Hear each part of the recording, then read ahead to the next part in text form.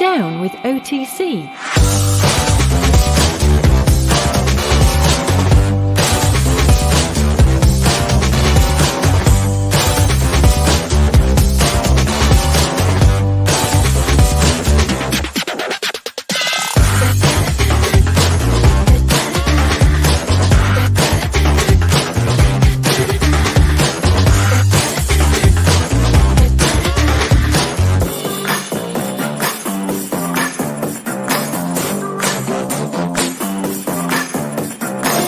Are you down with OTC?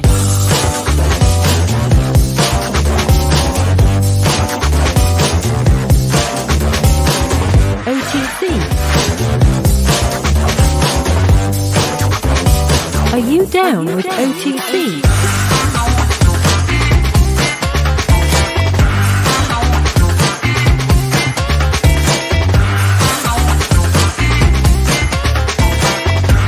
Are you down with OTC?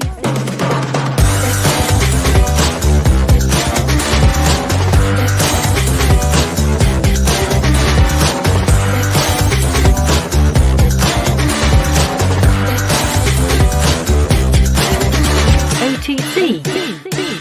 Are you down with OTC?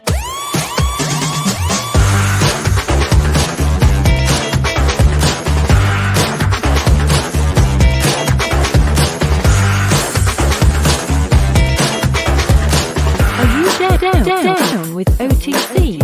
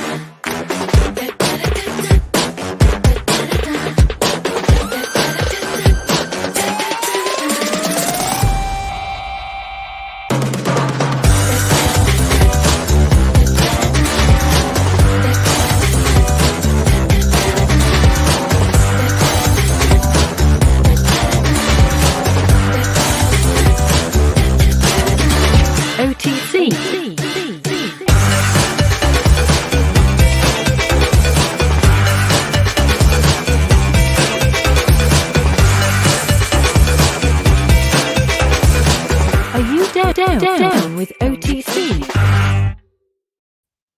Oh, welcome to On the Chain.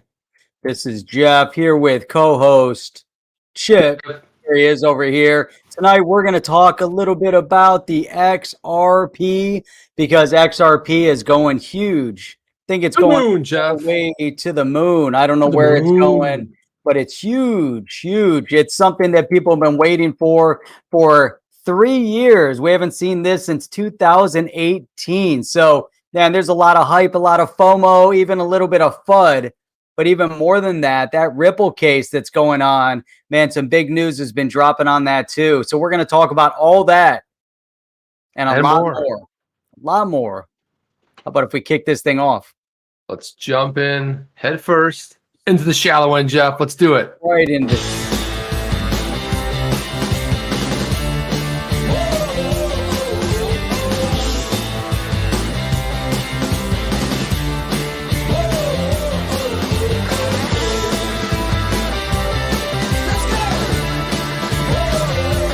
Welcome to On the Chain with Jeff and Chip. Man, what is going on? Welcome back. Welcome back. It's almost been a week since last Wednesday was our show. We did an interview on Thursday night, so it's almost been a week, man. And I was obviously flying solo, flying the OTC plane solo. Man, how was it last night? Man, I think you did a great job. I listened this morning. I tuned in a little bit last night. Thanks, and I thought it was awesome. That was good. I enjoyed it. I mean, it was such a big day. It was so weird for you not to be here. But, you know, man, today's like even a bigger day. I mean, there's so much going on with this hearing today. And you want to know something, Jeff? Yep. I'll tell you. I do. I'll tell you this. I will say this, right? So here's me playing by the rules, right? Chip's going to play by the rules. He's not going to dial into that hearing early. No way. Not going to do it, right? Because I'm going to do the right thing because I know there's they overlap. There's other hearings happening, and I'm going to do the right thing. But you know who was in that hearing? Everybody. Everybody else. You know who wasn't in that hearing? You didn't make it in. I'll tell you, someone that was in there was doing a tweet storm who's in the chat right now. Is that? That's none other than Rob XRP was just furiously tweeting. XRP. And I was like, yeah. Nice. So Rob, you're in the chat, I believe. I thought I saw you were in there earlier. I know James Rule XRP is, but yeah. So I dial in. And it's like, I'm sorry, we're full. Kick me out like 16 times, and I'm like, oh, this is great. Now this is what I like about this. So Rob's like, he's like, hey, I just joined 150 people on the call. 149 of them. Some yahoos, Jeff. I don't know who they are, right? Rob was one of them. Then they asked to call back at 2. He can't find the attorneys. Too many participants, right? So the participants couldn't get in. Oh my God, it's a scream fest. Over 300 people jumble talking. What the hell's going on? I'll tell you what's going on, Jeff. A lot of people were in that call who don't know how, who don't even understand basic technology of how to mute themselves which means they have no business being in that call, right? Go into a hearing, mute yourself, sit in the back. Now, Jeff, that's it. We're business guys. I use a service that I'm able to mute all the participants. Is this old tech? I know it's AT&T, but my God, why would they be using tech? And why? Because you know as well as I do, you have a moderator code that allows people to speak, and then you have the Yahoo code that allows all the nutters to be there, right? All the nutters don't know that they're supposed to mute their phone. So I was like really pissed today. I was like hitting up Jeff. I'm like, dude, I can't get in. I was like really pissed. I'm like, I wanted to listen to it, but I had to get it secondhand. I was glad that Rob was in there. He was like tweeting up a storm over there, which was really cool. Man, it's so funny, man. You got a moderator instead of a moderator. I got a moderator. Look at James Rule XRP, man. Thanks a million. Man, you're the man. You're the man. Look at that. 1999 that was using the XRP and the XRP ledger to get to us. How do you like that? Yeah, this is a guy who lives by the code, right? The code of he lives, sleeps, eats. Everything he does is focused around crypto. And if we can just get him a seriously good, some kind of like a connection to the internet, man, you will have a man that will be complete. And unfortunately, he lives out kind of like he needs to get on that Starlink, that Elon Musk Starlink. At least he'll get a little bit better throughput. Yeah, that'd be awesome. But I love James. We talk a lot, and he's a good dude. He's a good dude. Thank you. Appreciate for that. And so, I was going through here. I was like happy that Rob XRP. Rob, are you in the chat there? Did I see you, or am I kidding myself? Please pop in if you did. I thought I saw you there earlier. Maybe not. I don't know. I thought I saw Rob in there. Put everyone in listen mode. So they put everyone in listen mode. Quiet now. Should start soon. Judge started the intro. So I'm getting a play-by-play because I can't get in, Jeff. Right. So heavy warning: do not record and rebroadcast. Now, somebody in one of the little DM chats I'm in dropped a video, and I clicked on it, and they deleted the channel. So I think somebody recorded it because somebody dropped it after the fact. Something was happening. Yeah, that channel got taken out. Judge is asking why the SEC, why BTC and ETH assets ETH cannot be discovered. SEC arguing that XRP is not like BTC or ETH. Now pivoted to another subject. So it was a lot going on today in this whole thing. But look, the bottom line is that it's a big win for Ripple. And like you and I surmised, let's go back to December when you and I both read through the case, and we came up with the fact that this is one of the weakest cases. And what were they thinking? They didn't allege fraud against. It was so weak, and we kept saying that. Everyone's like, "Sell your bags, run for the hills. We gotta get out. We're gonna get destroyed. The SEC's coming out." And we're like, "No, man." And you know what's great? When you want to mess with Ripple or Garlinghouse or Larson, they go out there and hire the best attorneys that money can buy. And then you've got the SEC attorney, Tenero, who's in way over his head. That guy's like treading water. It's like he had one successful shot at the kick in the kin token case, right? So he's like a warrior now, right? He's putting on the gear, he's putting on the gloves, he's doing all the stuff, but he's weak. He gets all flustered. And meanwhile, you just got, and I wasn't even on the call today, but I just know how the previous ones have gone. He's just hammering them left and right, and this guy doesn't know what to do. Yeah, it's a disaster, man. I just don't. Right from the beginning, right from the get-go, the SEC has really stacked this case the wrong way, man. I mean, everything that they're doing is contrary to the purpose, which is standing up for the investors. And they're so confused with this technology, They are. but maybe at the end of the day, it's going to come out as a net positive because they're so confused about it. But man, I mean, they can make some huge, massive, massive missteps with this. Let's give a shout out to Doc's Gambling. He says, got to one up James Real XRP to Saturn. James, whoa, he's not talking about the moonshot. He's talking about Saturn. Hey man, I want to go straight to the 9th planet. Yeah, right. Is that what it is, Jeff? The 9th. It's that planet that nobody can see, nobody knows is there. I just know we're the third rock from the sun because of the TV show. That's the only reason I know that. And I think Jimi Hendrix had a tune like that or something. I don't know. It's something. Third rock, third stone from the sun. That's what it was. Third stone from the sun. And I heard we live on a flat planet, Jeff. I don't know if it's true or not, but someone told me it wasn't really round, which I find it's awesome, man. It's not round. It's hey, so it's oblong. That's what it is, really. Yeah. So check this out. So remember back in 2017, 2018, they kept referencing the flippening. Yeah, they did. Flippening when XRP was going to replace BTC, Bitcoin, as the number one digital asset in the space as far as market cap. Now, we know market cap isn't really a good reference to judge whether or not it's good nor bad. All the market cap is showing you is the price based on the total supply. That's it. But you can look at the market cap, but it's exciting when you look at XRP as a flippening, time frame of the Bitcoin. So there was a lot of hype about it back in the day. And for a little time, XRP did actually replace Bitcoin as the number one spot, in terms of market cap. It was on the coin market cap. So I started thinking about this. If XRP was able to replace Bitcoin once, do you think XRP can replace Bitcoin again? And if it does, what does that mean in terms of valuation? Like what has to happen right now today, assuming that everything stays static and Bitcoin doesn't exceed $60,000 and stays static at this point in time, because Bitcoin's sitting at $1 trillion in market cap? What would it take XRP to flip in Bitcoin? Well, I think if you do the math, if you start calculating it based on where we are right now, I mean, you're looking at Bitcoin, you'd have to pull it up. I don't want to pull it up on mine, but I was thinking about something similar to that because I was looking at the number. Somebody tweeted something very similar to that.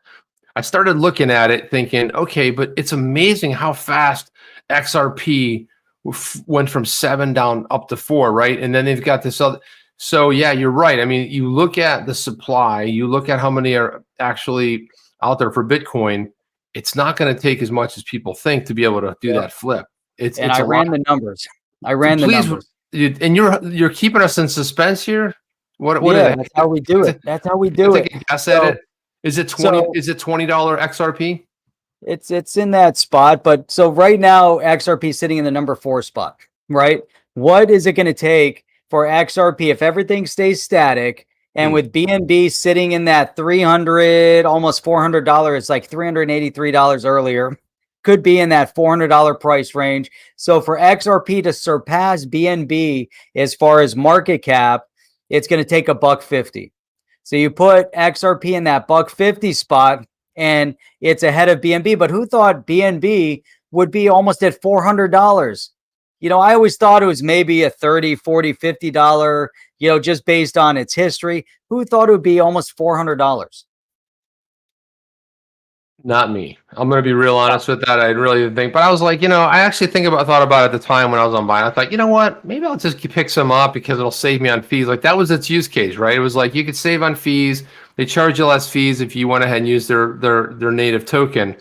But that's like the crypto cowboy who tweeted out. He said something to the effect of, "It's all about the utility." It's when we think about what's the utility of BNB exactly.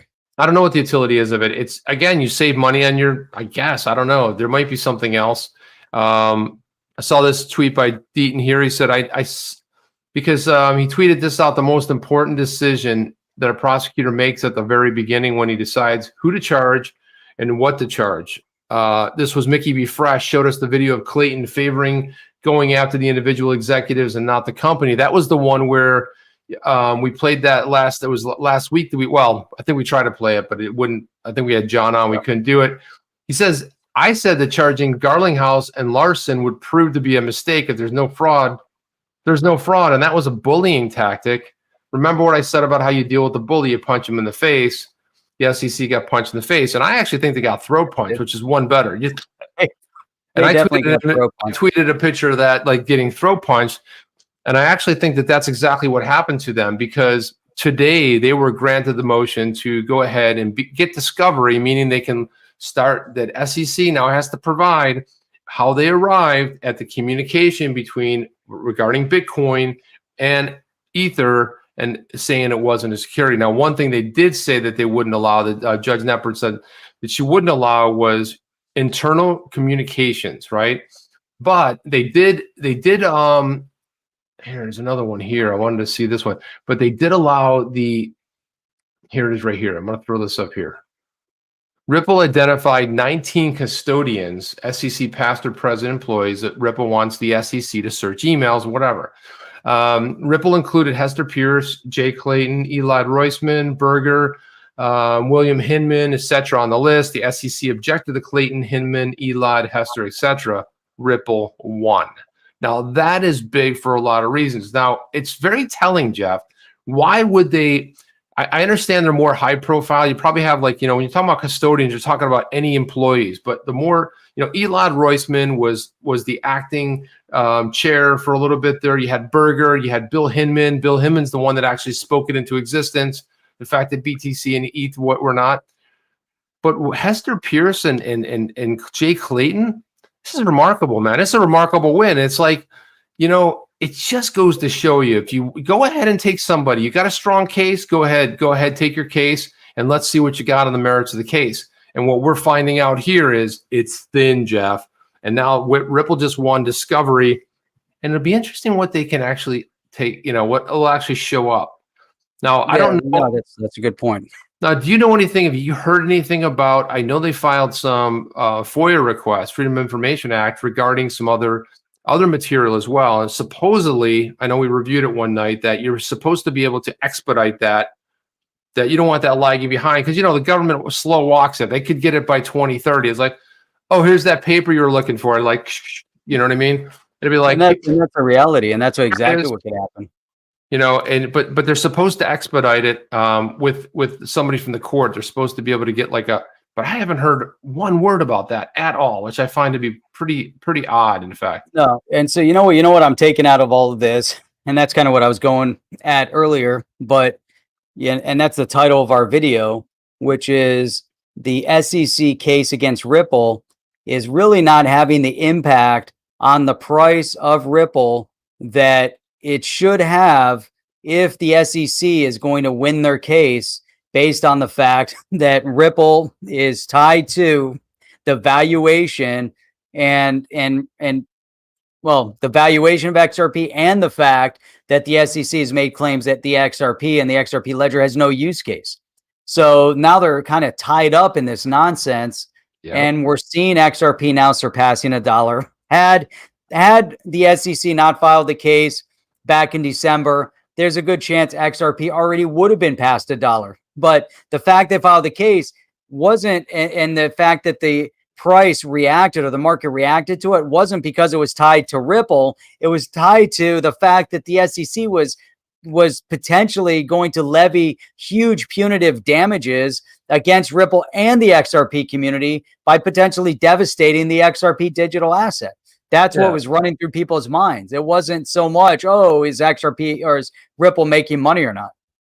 So Apex Scalpers, thank you for that. He says, hashtag XRP Army, hashtag relist XRP, hashtag XRP Kmart stunts, better fill that bag. Yeah, that's some pretty solid advice. No, you're absolutely right. And it's we were talking about this a little bit earlier. Deaton even says, under Howey, the court looks at the economic realities of whether profits are tied to the efforts of the sponsor. Remember that? It was like, well, based on the efforts of let's say Howey, which is the Orange Robe, it relied heavily on that. So this is basically, forget about all the other garbage stuff that's in that original complaint, the basic thing they have to prove is, was it an investment contract? Does it touch one of those 4 prongs? And then they go on to say, if XRP's success was dependent on Ripple, then the price would continue to be suppressed or decline. That's right. Right? Exactly. It would, if it would, you know, Ripple's down here. Meanwhile, we've got the highest price in 3 years. So like, it kind of blows away that entire narrative too. Jeff, right. You remember seeing those funny videos? Like, I wouldn't say they're funny, but they were kind of serious. Hopefully no one got hurt, but it was somebody like doing something with a gun. All of a sudden, boom, they shot themselves by mistake. And they're like in the leg or something.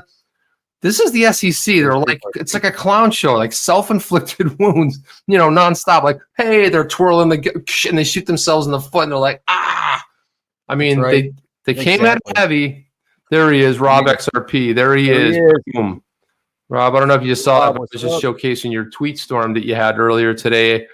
Appreciate that, XRP $9. Thanks for your stream. No, thanks for tweeting that today, man. I really enjoyed your tweets. I was really happy that I was like being able to follow along because I connected with your stream, and I think I showed that earlier. I don't know if you saw that or not, Rob, but it's in here somewhere. I don't know. It's somewhere. I'll look for it. Boom, there it is. There it is. So, okay, boom, there it is. So Chip, so check this out. So all this stuff going on, SEC, obviously, you know, they're tripping over themselves, bumping into each other in a dark room. You know, they go into a dark room and they put on their dark sunglasses just so they can see better inside this dark room. And now they're bumping into each other even more, you know, except, you know, obviously serious. But here's another point. So Ripple case, XRP going up. We like seeing the movement in the space. We like, you know, it's really amazing. XRP right now in the number 4 spot. What do you think it's going to take to put XRP in the number 2 spot to flip in Ethereum? What do you mean, like market cap? I don't know, man. Valuation. I don't know. $5. Is that all? So you put XRP in $5, and that puts it over $250 billion, which is what Ethereum is sitting at. So if you have XRP sitting at around $47 billion in market cap right now, based on current valuation, plus or minus, Ethereum at just over 250 billion, it's not going to take much. You know, it's really not going to take much to put XRP in that number 2 spot again. And then you have to look at it and say, is that realistic? Everyone really focuses on that market cap conversation, but Bitcoin, this conversation over Bitcoin going to 150,000 or maybe even 1 million within the next 5 years. And we're not talking about digital asset or Bitcoin Maxi saying this. We're talking about JP Morgan and some of the others in the financial institution space that are now, JP Morgan came out and is valuing Bitcoin at some point in the future at 150,000. Others are putting it at 1 million. You know, so now we're talking about XRP in the number 2 spot. And we'll get to the number 1 spot later to see what it's going to take to flip in Bitcoin. But man, and with this SEC case going the way it is, which could be super destructive to the crypto space, I think right now what we're seeing is, you know, they're kind of being put back in their place to say, hey, you guys don't understand the tech. Maybe take your sunglasses off. Maybe untie your shoes. Remember that I sent you. Remember, I sent you a message early this morning. Remember who I asked? Isn't that when they're going to go ahead and buy XRP? Do you remember that? Oh, yep. I sent Jeff I sent him a signal, and I'm like, hey, when is Michael Saylor going to go head first into XRP, right? Because, you know, you look at, just for example, I mean, if he were to have taken, I think his average buy-in price is around 24,000, right? So just about halfway. Now in January, he could have got in pretty solidly, or even like if you go back to like November, a year ago, 17 cents, and he would have 5 times his investment. So he would be even richer today had he gone into XRP. So XRP is blowing away Bitcoin. I'll pull up some stats here in a second, but it's blowing away Bitcoin and everything except for the year, and I think that's going to change too. Now XRP's up 300% for the year. Bitcoin's up 700%, but in every other metric, XRP flat out just destroys it, which is pretty cool. Throw that up. Sin City with the big fiver. City. Let's watch Jeremy together just dropped on YouTube. We can't do that, although I'd love to. We just can't because we don't want to. We can't play other people's videos here. It's not the right thing to do. Usually requires permission to do something like that. But I did want to get into one of his tweets that I saw that I thought was interesting that Jeff and I were looking at. Earlier today, he said he was prepping for the SEC v. Ripple hearing. And he did a deep dive into some docs, and look what I found. It's the SEC stating in a public document the digital currency company called Ripple Labs. Oh, how about that, right?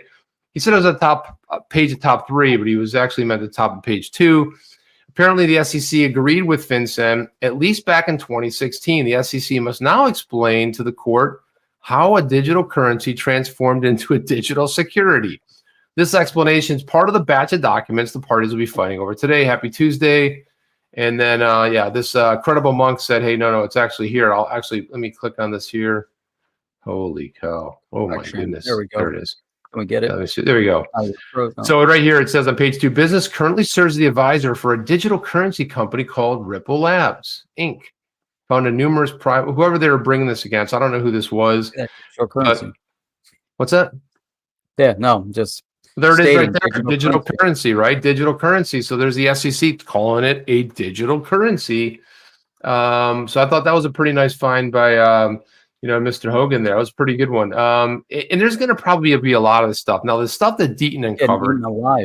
Did you see the stuff about China that I was talking about yesterday about the fact that the Deaton was uncovering all these weird ties and Alibaba, that Hinman, and you had Clayton on the application for Alibaba and their public IPO, right? It's all starting to see, it goes back to everything we talk about, Jeff, which is follow the money. Follow the money trail. You sort of see where things sort of lead to. It's always kind of the same thing over and over again. I want to read a little bit from John's blog here. He says, go ahead, you want to take that? I was just got to shout out to VAR 415 for the support. Hearts and what are those little characters? I don't know, cool characters. I don't know what that is. Hearts and little characters. Yeah, so the judge said, I'm going to grant in large part the defendant's motion. Staff-to-staff email communications would not have to be produced, Judge Knepering said, but other information such as the SEC minutes and memos expressing the agency's interpretation or views. Now, this might be a crazy thought, Jeff. I don't think the SEC has any of this stuff. I think it's all BS. I think they've just been winging it. They were never really that serious. I mean, the only one, Hester Pierce, she's been screaming from the rooftops, let's try to do something. And meanwhile, she's been just like pushed down and suppressed. But I don't think they have any of the stuff that they're looking for. Now, if they do, it would be super incriminating, right? I don't think that. Now, do you think they have a lot of communication between the SEC and, let's say, Vitalik Buterin or anybody from the Stellar Foundation? Do you think they have stuff? They might. I mean, I could be wrong, but I don't know that. Were they really that organized in having these dialogues, or was it something that just slipped out? Because there was never any official ruling. There's nothing official in the docs. So I don't know. Yeah, tough one. Trying to figure out what goes on behind closed doors. I mean, it's, with the SEC, who knows? Who knows who they were conversing with? But either there's some shenanigans going on, and they're hyping, in terms of, and they never really officially came out and said Ethereum and Bitcoin are currencies, but it was stated in kind of like open dialogue, so that they kind of left the door open to come back and do whatever the heck they want to do. But at the end of the day, the SEC, can make statements, but it's going to go through this case right now as the SEC goes after Ripple. The end of this case is going to have ramification for Ripple and for pretty much every other cryptocurrency, company in existence in the US. Now, all of this going on, and we've talked about this so many times, Chip, but all of this short of Congress getting their act together and getting their heads out of their, and come up with some regulatory clarity and spend a little bit of their time, maybe they should cut their vacation short by like 12 weeks, or something like cut it that, short. you know, or however long they go on vacation. I don't know. I think they work maybe like 4 weeks out of the year. I forget exactly what it is when they. But thinking that's going to happen is actually thinking they actually give a rat's behind. They don't Yeah, care. exactly. And that's the It's problem. like, let's see, what's the next thing that's going to help fill our pockets? I know. How about an infrastructure bill? An infrastructure bill sounds awesome. 95% will go to organizations and companies which funnel back into our little secret projects. I love that. What about those What about those people? Those people, where the hell with them? You know, we don't really care too much about them. But this case is meaningful then, Chip. I mean, you know, short of all that, this case could be the end all be all for this period of time. You know, maybe it ends up at the Supreme Court, maybe not, you know, depending on the outcome. And then, you know, maybe you end up getting a ripple test. So Gensler comes in there. At some point, he realizes, oh gosh, we're really in over our head. Do we really want all this discovery? Do we really want the embarrassment of going through yet another? This is not just like a regular loss, because I mean, they lose usually 1 out of 3 cases, right? Usually it's stacked against them. And you look at Tenero, who's the lead counsel for the SEC. I wouldn't really say he's like this amazing attorney. Yeah, he was the one that basically prosecuted the kick case. I was like, after all that hoopla and stuff and all that time, and it was like, here's a $5 million fine. I'm like, okay, they count that as a win. But this is high profile. This is history book stuff, right? This is potentially sort of resetting the Howey test to, you know, something a little bit more, you know, could become the Ripple standard, whatever it might be known as, and refer to this versus the Howey test, because Howey doesn't really work for digital assets or this, you know, in this day and age. So I think that when it comes down to it, I'm not 100% sure the SEC is going to want to see this all the way through. There could be some embarrassing stuff comes out up with the attorneys. Suppose the Hinman stuff, his ties to $15 million. He's still on the payroll of his law firm while he's receiving money that would ties back to China. It just does. It's not a good look, right? It's going to be embarrassing for the agency. So Gensler has a really difficult job. He's going to come in. He just walks into this mess, right? It's like in quicksand. And what's he going to do? I mean, potentially, the issue that I see, the thing that I'm most concerned about is that they go, okay, we'll come to some settlement. You pay the fine, we do this. And we're still like looking around. It's like that John Travolta meme where he's like this with the jacket. He's like looking around. And we're like, we still don't have any clarity. It's like all this, you drag us through the mud, the entire community. We had people sold their bags. People go through major depression. Some people, you know, and then we don't have clarity. Dude, it's so sad. You know, I mean, you look at during this time when they file the case, you know, then shortly thereafter, you have the whole thing with GameStop, and you see how the SEC responded to that, and they go after those that were, you know, basically putting the play against the big guys that were shorting, and all of a sudden there's this bunch of conversation over nothing, but they were more upset that some of the little guys were making a ton of money. Right. Versus and the big guys losing money than they were about the little guys losing money and the big guys, you know, I mean, it was just the whole thing was like upside down in this conversation. And again, you know, we're seeing it, you know, and they're so lost. You know, do they really seem to care about the fact that the way they just come out with a case, you know, it just doesn't seem like there's any semblance of courtesy or understanding about what's in. Now, if there's at least a little bit of understanding, say, hey, we get it. People are in this new space. You know, we got to file this case. And I get it. Maybe they can't do it that way, but they came out, boom, whatever the fallout is. We don't care. You know, $6 billion, whatever the losses were. And now imagine all those people that sold out of their, you know, holdings at a loss. Now they're looking forward as the market finally clears up. And the SEC, you think they care? They think, you know, they've got blood on their hands, you know, financially speaking, but you think they care about it? They don't. It's collateral damage. They don't care. Yeah, no, that's exactly right. I love this name right here, called by his grace. The Ripple test is exactly right. By the way, guys, if it's your first time here, like, subscribe, click that notification bell. That way you know anytime Jeff or I go live, or if Jeff goes solo on Saturday mornings while I'm sitting back sipping my coffee, hanging out with the crowd. Button here somewhere, Chip. Right down there, man. Subscribe, like, smash that buttons. And no reason we do this is because it helps our channel. And man, you know, that's the only really reason. Well, it depends. Is it a red button on mine? I don't know. I mean, I don't know. It depends. I'm using it on my mobile all the time, which is weird because here I've got all these screens here, and it's like I'm usually sitting on my mobile on a little tiny screen like this. I don't know. And then you can hit the that I never thumbs up. use. There's a thumbs up button. That's pretty cool. Can you do that, Jeff? Nope. Do you have a thumb that does Nope, that? that's weird. There's only so many people that can do that. It's really odd, right? I'm not one of them. Look at that. It's weird. I don't know. It's a weird thumb. What am I going to do? It's just the luck of the draw. My brother can do that too. It's really odd, but look at this right here. So Organic FUD says the fact that China is racing to make a CBDC shows how clueless and out of the loop they are when it comes to cryptocurrencies. XRP will turn up the world's fiat into a CBDC. And that's right. I came across an article that got me so angered. And it was actually written from, I think it was October, November. And it talked about that it's almost like a foregone conclusion. They didn't say that, but a foregone conclusion that China's CBDC would become the world reserve currency. I'm like, based on what? They're focused. I'm like, that's what they want. And the media is going to keep pushing that narrative as well, and that's but it's a centralized digital asset, digital currency run by a communist regime. Right. What could go wrong? Exactly. Everything, Jeff. Everything can go wrong.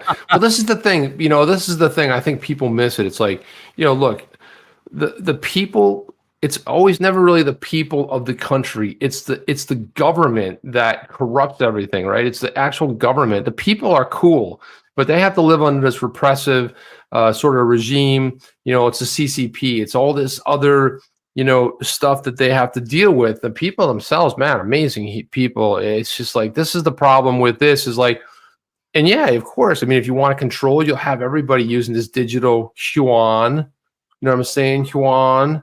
It looks pretty cool on the phone too, if you've seen it. It does look badass. I've seen those screenshots though. I have to say that. Rob XRP, thank you for that, Rob. He says, just watch the part about me. That part really surprised me about the call was this part. The SEC lawyer saying that the 2018 speech, oh, that's right. Thank you, Rob, for bringing that up. Right. Was not an official SEC position, that BTC and ETH was not a security. They're always covering it up. That's what they can do. That is, you're right, Rob. That is a bombshell. That was something you did tweet out, and I had it in here, but so it wasn't an official thing. It was something that was said. They never had an official position. But what's this part right here? It says was not a security. There was no official saying that it wasn't a security. So technically speaking, this will also decide if ETH or Bitcoin are essentially securities, right? I mean, isn't that what it says? All bets off the table, right? They're not home free. They're not, and that's a major dilemma. So there is some expectation that based on a speech by an official that they came out and made those statements that they're not securities.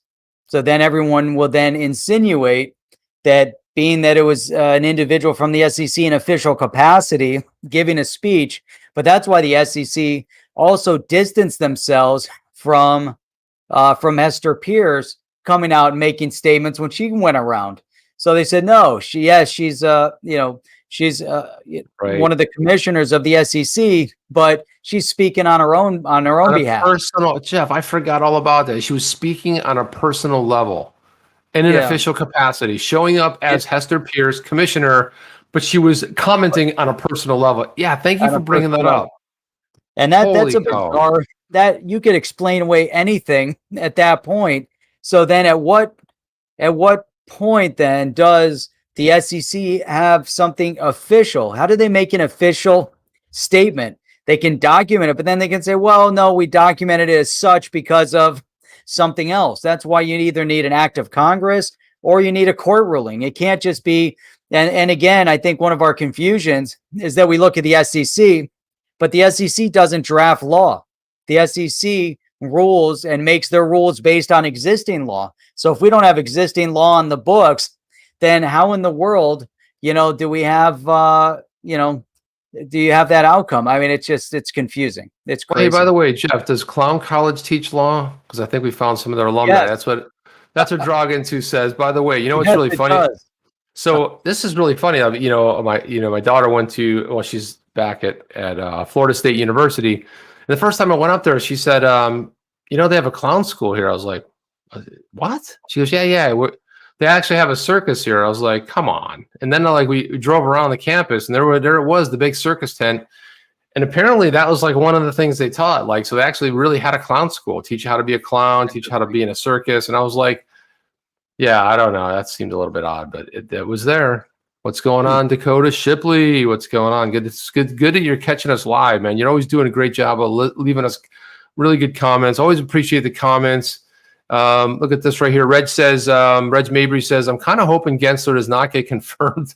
The Ripple case is too important for innovation. That's a good one, Rev. Hey, when was he supposed to get confirmed? Isn't it coming up? It kept being put off. It was like, it's been on the schedule and it kind of gets knocked. I don't know. I mean, man, he's walking into just a. Yeah, this is it right here. Hinman was the SEC official who gave the speech. He's in bed with BTC.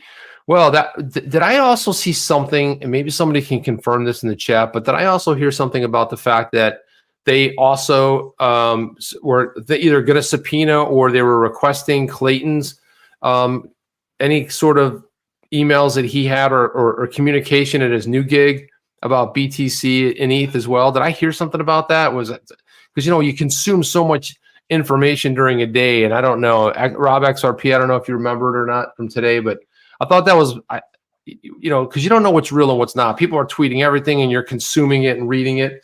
But that would be interesting if that actually turned out to be something right there, because that would be something interesting if that were the case.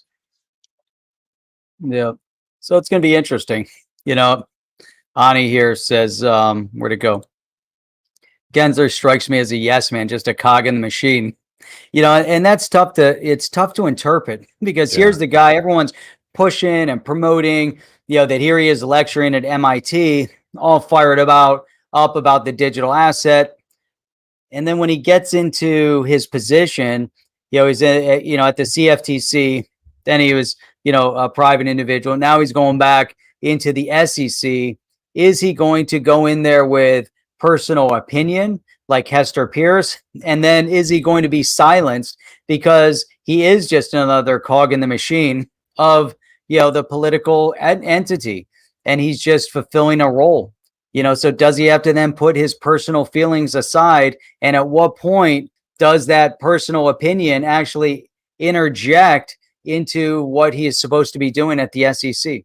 That's true. And look, so XRP New Zealand, thank you for that. The SEC attorney stated last week that Ripple issued a subpoena to Clayton at his new place. That's what they were talking about, of a new employment of any communication related to digital assets, including but not limited to Bitcoin or ETH. Because this is interesting, because the organization he went to go work for went all in on Bitcoin and Ethereum. Weird, right? And remember Apollo got let off the hook too.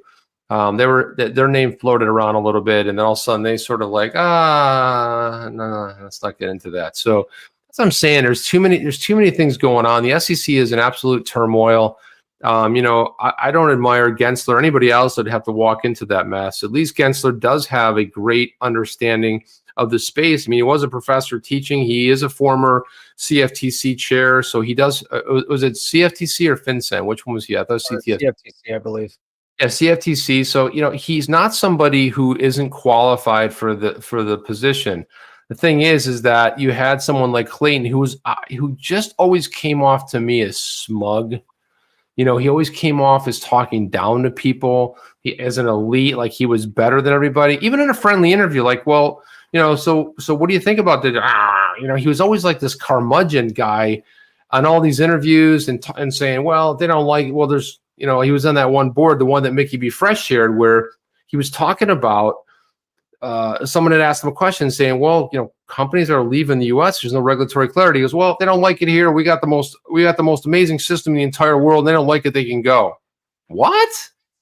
This is how he thinks of people, companies and organizations and people. I mean, it's just beyond disrespectful. And that's why I always saw Clayton as someone where I see someone like a Gensler. I know he was a little bit nervous in his hearing, but if you watch a lot of his old videos and stuff, he's a likable guy. He's a very educated guy who knows what he's talking about. Now, he hasn't gotten everything right about, interjecting Ripple and XRP and this and that. It's okay. We'll let him off the hook, but he basically understands the premise behind digital assets, decentralized finance. He gets it, right? Not like any of the people, yahoos in Congress, don't know what the heck is going on. They're a bunch of nutters, right? By the way, Jeff, do you remember we were talking about this about 2 weeks ago? We were talking about that Saturday Night Live skit where they talked about NFTs. Look at that. They just sold 10 seconds of that NFT for $365,000. What in the heck is going on? What is going on? Yeah, I just saw it. I just said, there it is. New Jack Johnson, saying he wants to give a shout out to Michael Schumacher, the greatest of all time. And he put that out there. I had to go look. I wasn't sure if if he's still around or what's going on. He'd been he was in a coma for a long time. Right. And so I had to look it up and see if something happened here.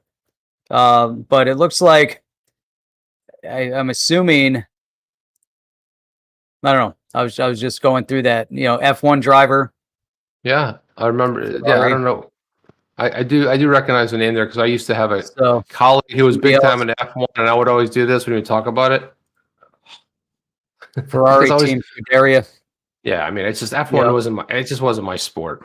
I don't know. It just wasn't my thing. Real man of honor. Yep. Just trying to figure out the lineage of the comment when he gave the shout out. I wasn't sure if something happened, but then I'm looking over here. He's still in a coma. So he's still in a coma. So his son must be getting out and talking. It says here, Schumacher tells story. Schumacher on Vettel. I don't know. It's crazy, man. That's another crazy story. But yeah, I don't know. I just want. I mean, I appreciated it from what it took to do that. But I mean, to me, it wasn't just one of my things. But this is an interesting post right here. So Crypto Whale put this out. As the bull market slows, many are concerned that institutions are no longer interested in Bitcoin. Over the past few months, Grayscale premiums have flipped negative. They haven't seen an increase in new clients, and they sold over 60 million worth of BTC. So institutions no longer interested in Bitcoin. Says no new buys in over 3+ months.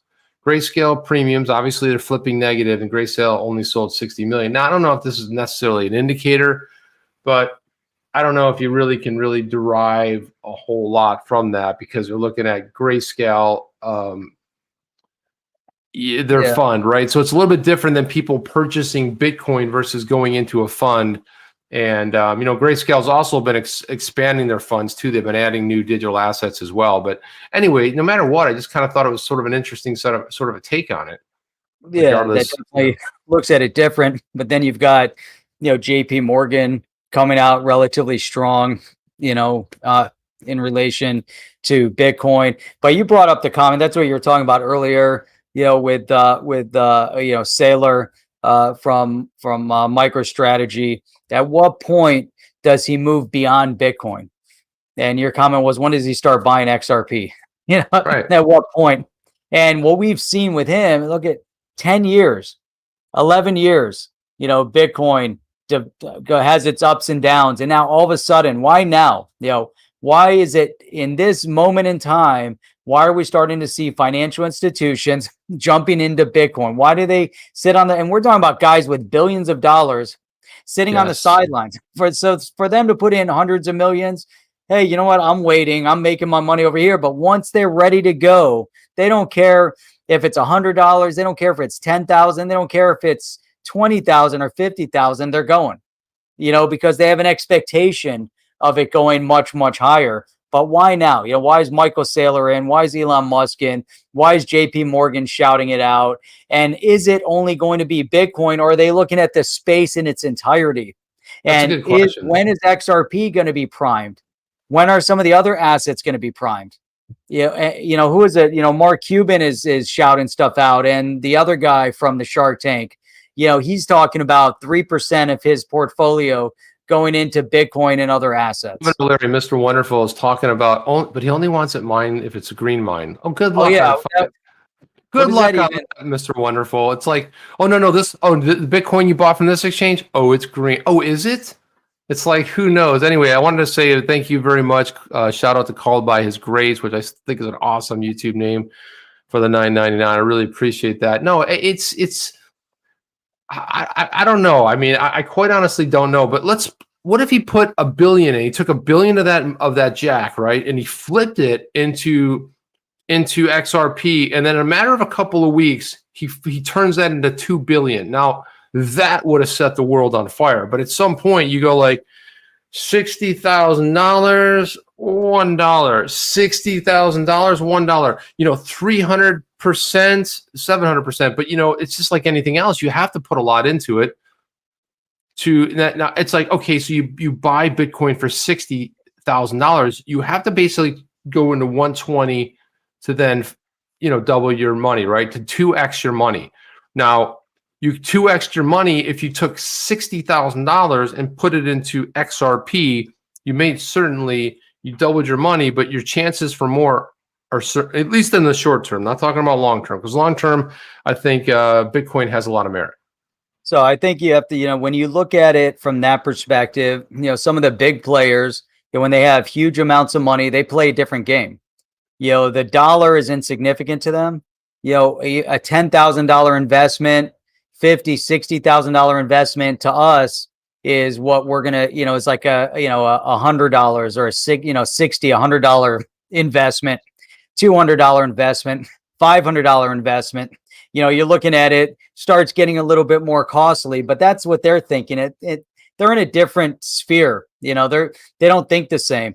But when you get down to those single digit assets, just like with stocks, the reason why you typically, and if you read like IBD, Investment Business Daily, or any of the others that are into the trading, you typically stay away from single digit stocks, mainly because of it's easier to manipulate. You might have more people on the retail side investing. It's easier to influence, and so that's typically, I think, in the mindset of where they're at. The higher value the stock, the less volatile it's going to be. You don't want less volatility. Is Bitcoin less volatile when it moves from 50,000 or 60,000 down to 38,000? I don't know. When it loses a sixth of its value, what does that mean? So, I guess it's all relative, but as we're looking at this space develop and build, to your point, you've got to look at the project for the project's sake and say, look at XRP, look at the XRP ledger. What is the, validity of that space, blowing up? And maybe the Michael Saylors of the world aren't going to be interested in XRP until it does hit, the higher single digits. Maybe it's not until it's a double digit. Can it get there? It's at $1 right now. Can it get to 3 or 5? I think that's within the realm of reality. I know. Can it get to 10? Who knows? But I never thought, BNB, was going to get to 400, close to 400. Not even close. There's a lot of these assets. Who thought, Bitcoin would be at 60,000 right now? I mean, there's people that think, it's the whole space is moving forward. As the space moves, everything else, changes accordingly. Man, it's crazy. Look at this. Let's get into this. Crazy. So this is the Bitcoin performance. So this is the 5-day right here. It's minus 1%. This is Bitcoin. The 1 month, it's 2%. 3 month, it's up 62%. The year to date, it's up basically 100%. I'm getting some feedback there, Jeff. Feedback. Yeah, I think I'm feeding back to your thing there. Feedback. And then we look at XRP. Look at the 5-day. Look at the 5-day is 89%. The 1 month is 120. 377% year to date, 375%, and then the 1 year 458%. So you're looking at that, and it really beats everything except for the 1 year. So the possibility of it destroying that is still pretty solid, right? I mean, it still exists. So I was like, I think it was someone tweeted this out today. I think it was Baba Cugs tweeted this out. Looking at the side by side, looking at those two, incredible, man. It's incredible. So yeah, I mean, people look at like, oh, the little digital asset, the banker's coin. Well, the little banker's coin kicked some serious ass. Okay, I mean, it really knocked out some lights. It's kind of like, it took out a lot of stuff, and people forget about this because they didn't see a lot of price movement. It's been really volatile, right? Jumping up to, what did it touch today? 107, 108. Back down to 91, back up. Yeah, right now. I don't know where it's at right now. It's all over the place, right? Oh, no, what are you talking about? XRP? That's what I'm talking about, Jeff. XRP. 109. That's Sitting at 109. 109 right now. With the Is it Binance 109? coin, Binance at 404. 404. Are you kidding me? Holy. Yep. How is that possible? I mean, I thought about, I Well, mean, I it thought just about buying changed. like I just 100 of them. refreshed. It's 395 now. XRP's remember- at a $1.05. Because I remember at the time, yeah, okay, 399.36. I remember at the time go like, let me just buy 100. At least it'll save me some fees. Holy cow, Jeff! I'd have $4,000. I would be like, just like that. I would never have really, I never would have really used them, but just relying still. Okay, so this is interesting. This is something I wanted to get into too, and I saw David Schwartz just tweeted something. I just got an alert on my phone here. Where is it? Man, I have so many tabs open, Jeff. Stellar, this is it right here. Do you guys know the Stellar nodes? Stellar nodes went dark for 9 hours. You bring that up earlier. Yeah, they went dark, and who was so basically Nick Bergalis was going back and forth with David Schwartz. He said the root cause of the outage was outages were relying on Stellar provided infrastructure rather than running their own. That's a bit infuriating. Exchanges are making plenty of money. Why don't they seem to care much about robustness and the integrity of the systems that they rely on? Wow. Yep. So that was like a whole thing, but I was like, whoa, just that's when this happens. This is like the second time it's happened in what, maybe a year. Mm-hmm. And Jeff, we could not go any further if we do not at least address this poison right here. This is sheer poison right here. This needs to be addressed. This needs to be rooted out, and this needs to be destroyed as soon as possible. This Yellen is a nutter. She's completely lost her mind. Yellen calls for a minimum global corporate income tax. Holy cow, she's completely lost it, Jeff. She's part of the globalist regime. I mean, that's just such an overreach. It's so insane. You know, there's no place for that in any civilized society. There's absolutely none. You know, the world isn't one. There shouldn't be a minimal corporate global corporate income tax. That's exactly right, and that's what it's called culture. That's why when I go to South America and I visit my wife's family in Chile, that's why or if I'm in Colombia or wherever I am, you go to Argentina, it's the culture, man. It's the food, it's the people, it's the history.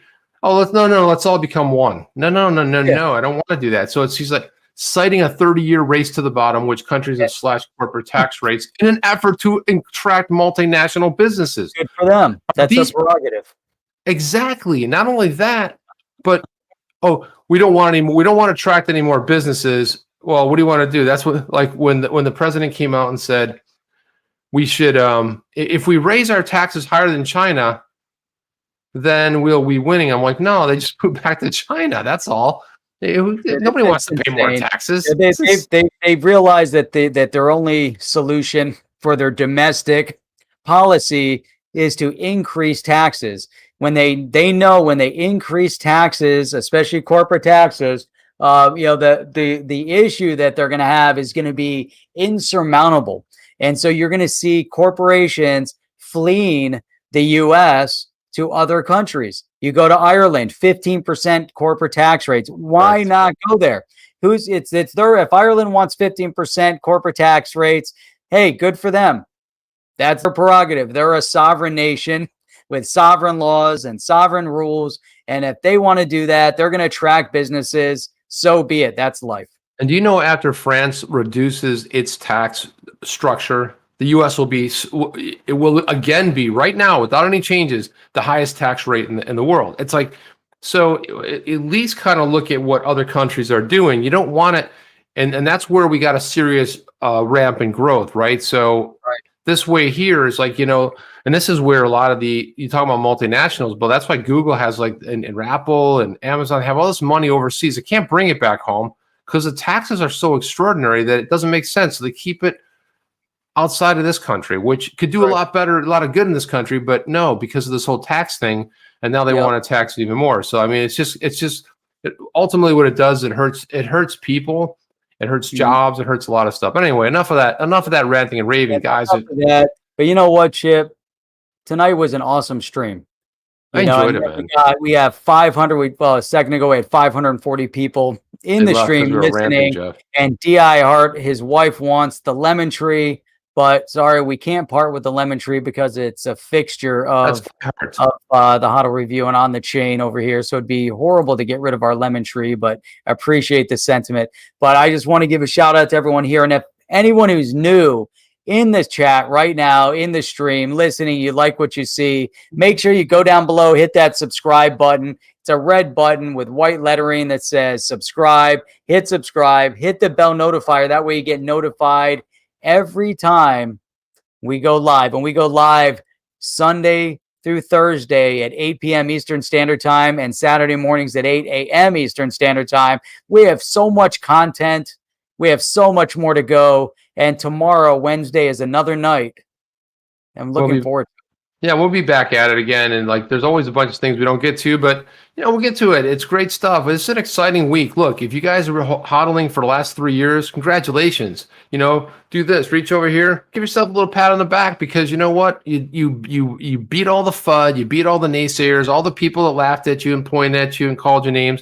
And you know what? You followed your research, you followed your heart, you followed your instinct. And, you came out the other end, and, people are taking some profits these days. Good to see in the community. That's all I have, Jeff. And, we'll see you guys on the next one. We're out of here. Have a good one. Bye. Are you down with OTC? Please like, subscribe, and click the bell to be notified when the next video drops.